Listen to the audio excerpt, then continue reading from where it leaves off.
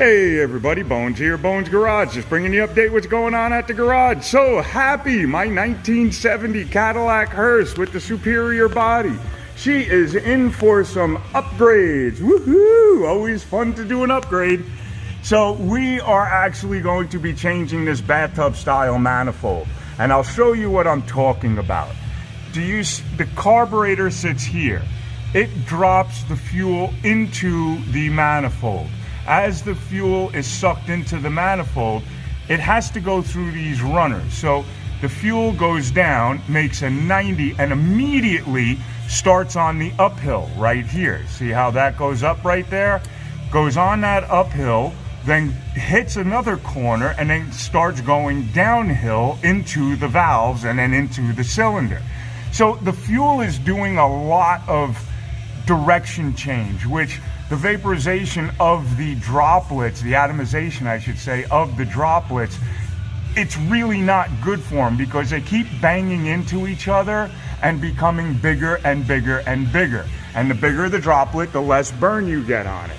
And also you're losing velocity with every direction change. So we're gonna go to a new manifold. We're also going to put a different carburetor on here because this carburetor is just old and worn out, needs a full rebuild, and you can see how much it's been leaking all through the accelerator pump, through the vents, and everywhere else. It's just old. It needs a new rebuild. We're also going to be changing out the AC system. We're going to go from the R12 to the new 134A. So I have a nice Sandin AC compressor to go in. And with that, we're also going to be changing a lot of the hoses for the AC and making up all new ends for it. And then we're going to go ahead, I got a new POA valve to handle the 134A over the R12. And I also have a new expansion valve. And then we'll just clean out the rest, the condenser and the evaporator. So this way we have everything all nice and clean, everything started up really nice. Another thing I'm gonna show you, and I'll show you the manifold. This is the new to me manifold. I know it's old, it's beat up, it's dirty, and I'm putting it on my nice car, but yeah, it is what it is. So as you can see on this one, the fuel will go through the carburetor. It doesn't make quite the 90, but it makes a nicer, smoother curve into the intake runner and then down into the cylinder head. So there is almost no direction change as compared to the original bathtub manifold. This is a high-rise Edelbrock manifold.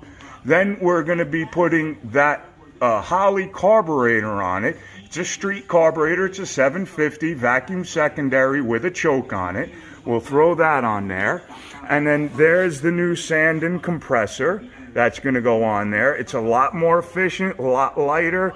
They work really nicely, and all the bracketry that will mount that compressor onto here.